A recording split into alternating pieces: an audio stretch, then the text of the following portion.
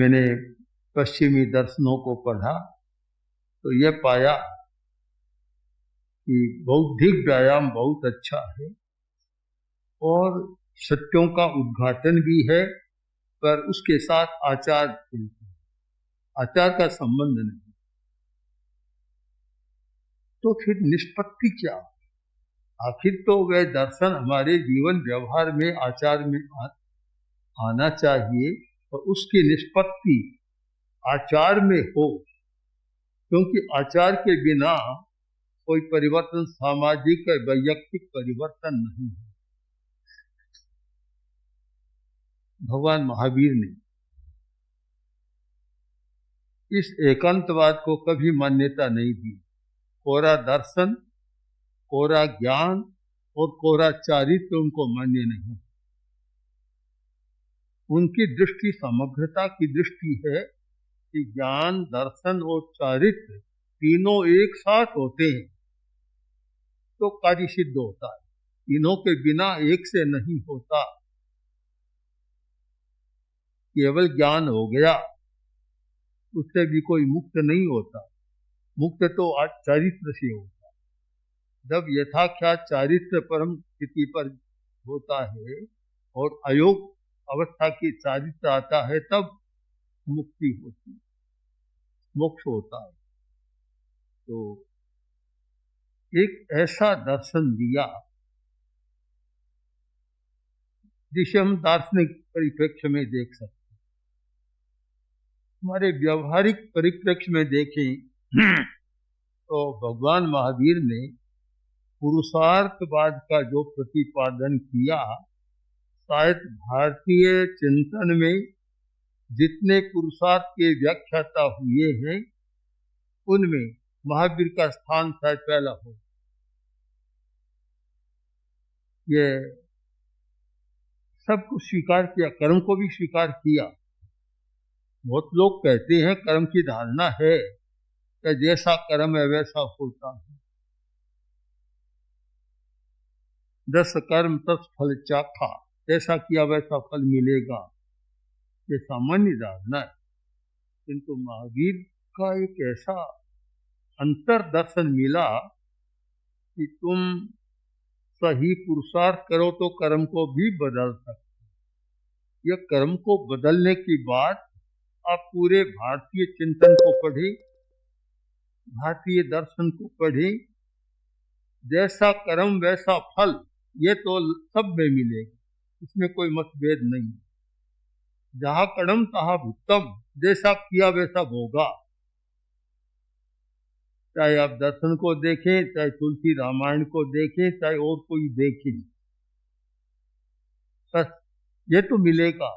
किंतु तुम कर्म में भी परिवर्तन कर सकते हो।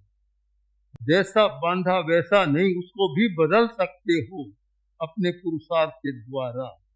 यह पुरुषार्थ का जो एक दर्शन है, पुरुषार्थ की व्याख्या है, एक महावीर की अनुत्तर दे, अद्वितीय दे।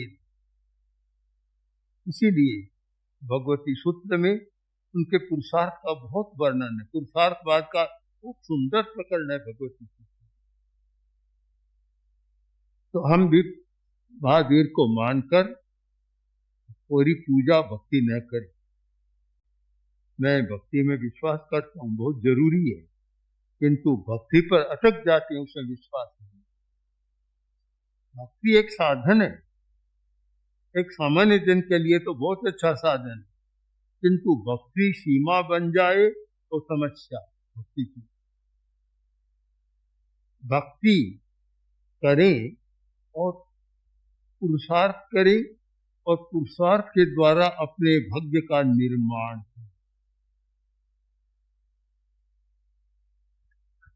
दीपावली का दिन है, हर व्यक्ति लक्ष्मी की पूजा करे, मन में चाह, और हजारों वर्ष पुरानी परंपरा। भारतीय लोग सब कर रहे हैं।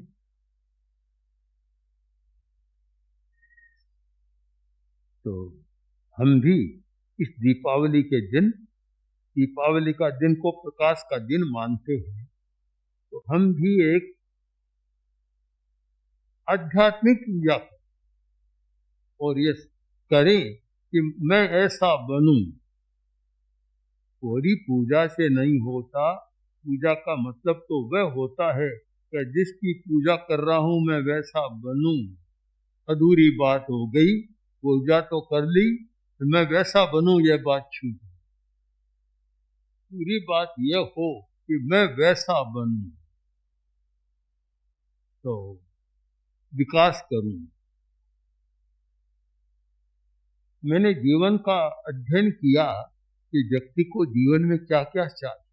एक समग्र जीवन की कल्पना करें तो मेरे ध्यान में आया कि 9 बातें जरूर, 9 बातें हो तो मानना चाहिए कि वह व्यक्ति समग्र जीवन जी रहा है और उसने अपने जीवन का अच्छा निर्माण किया, जिसमें समग्रता आ गई।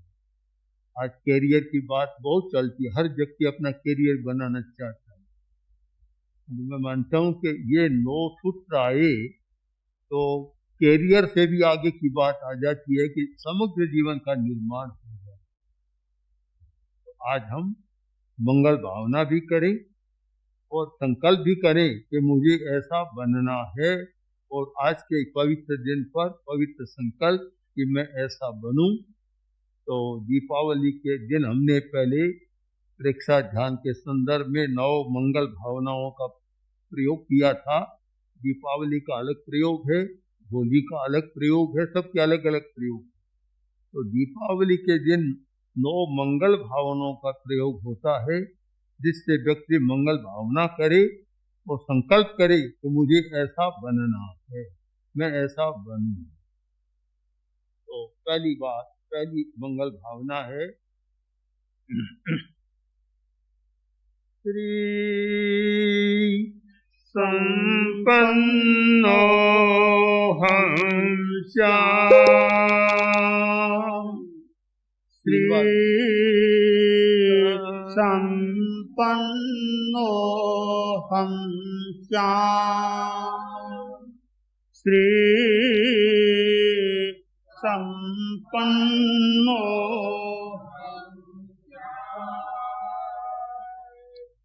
श्री शब्द का एक अर्थ है लक्ष्मी, केवल लक्ष्मी नहीं है। श्री का एक अर्थ है आभा, श्री का एक अर्थ है विभूषा, यानी हमारी आभा पवित्र रही। अब जिनको लक्ष्मी की जरूरत है वे श्री को लक्ष्मी के रूप में देखते हैं, और जो पहुंचे हुए लोग हैं वे आभा चाहते हैं, मेरी आभा अच्छी रहे, मेरा आभा मंडल ओरा अच्छा रहे, यह कामना है आभा मंडल। और विभूषा, अलंकृत रहूं मैं, भद्दा नहीं लगूं, सौंदर्य भी साथ में। तो श्री संपन्नो हम श्याम, हम पवित्र संकल्प यह करें कि मेरा आभा मंडल पवित्र बने, मैं श्री संपन्न बनूं, मेरा आभा मंडल पवित्र बने, और गौण रूप में वे दोनों भावनाएं भी एक सामाजिक व्यक्ति के मन में।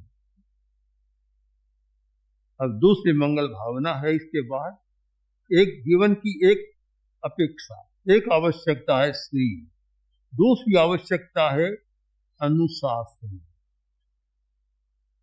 श्री संपन्नो हम श्याम। श्री संपन्नो हम श्याम। श्री संपन्नो हम श्याम। री का अर्थ है लज्जा। लज्जा एक भारतीय साहित्य में, भारतीय चिंतन में एक महत्वपूर्ण शब्द रहा है लज्जा। निर्लज्ज व्यक्ति का कोई अर्थ महत्व नहीं होता कि ये व्यक्ति निर्लज्ज है, जो चाहे सो कर लेगा, कोई विश्वास नहीं करता। लज्जा दया संजम बम्ब चेरंग कल्याण भागिस्य विशो ही खानम। तो श्रीकालिक सूत्र का बहुत सुंदर है कि विशोधि का स्थान है। उन्हें पहली बात है लज्जा, यानी लज्जा है तो वह व्यक्ति अनुचित काम नहीं करे। एक समाज की शर्म है, दूसरे की शर्म है कि मैं अगर यह काम करूंगा तो दूसरा क्या कहेगा, लोग क्या समझेंगे। यह एक बड़ा निवारक निरोधक तत्व है। लज्जा बहुत जरूरी है और इसे हम दूसरे शब्दों में कहें तो आत्मानुशासन। लज्जा एक आत्मानुशासन, दूसरे स्वयं का अनुशासन कर लेता अपने। बहुत प्रसिद्ध है संस्कृत में लज्जाम गुणौघ जननी जननी निवारियाम। लज्जा है वह माँ, गुण पैदा करने वाली माँ है। जैसे माँ बच्चे को सुरक्षित रखती है, वैसे लज्जा भी व्यक्ति को सुरक्षित रखती है।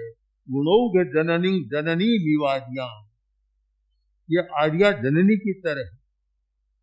तो मैं लज्जा संपन्न बनूं।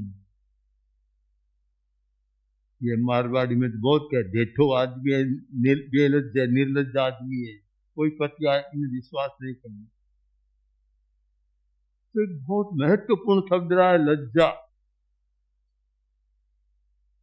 ये आज तो एक दूसरी संस्कृति चल पड़ी।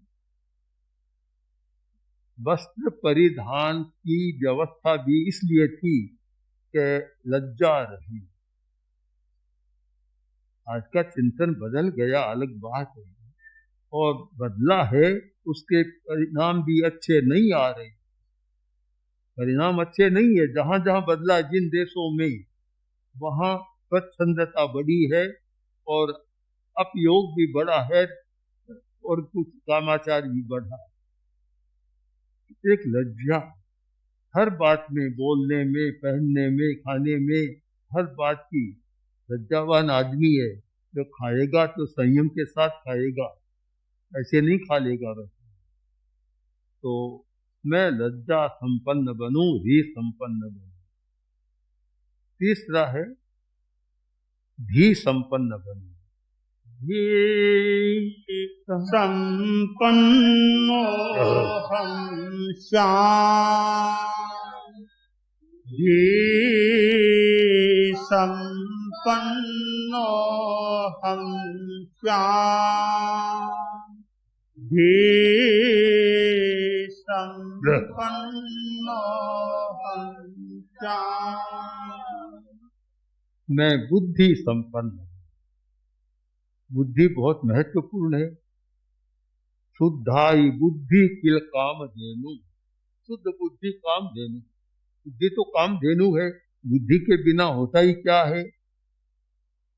बुद्धि हमारी शुद्ध बने, मैं बुद्धिमान बनूं। अब इस त्रिक पर हम विचार करें। श्री री धी, बीच में क्या है? री बीच में है, यानी आत्मानुशासन है तो लक्ष्मी भी विकृति पैदा नहीं करती, बुद्धि भी विकृति पैदा नहीं करती। आत्मानुशासन नहीं है तो लक्ष्मी भी समस्या बन जाती है और बुद्धि भी समस्या बन जाती है। इन तीनों को एक साथ देखें। एक तराजू हो गया, एक पल्ला, दूसरा पल्ला, बीच में कांटा। कांटा ये धी है, लज्जा के बीच में तौलने वाला माप है दंड।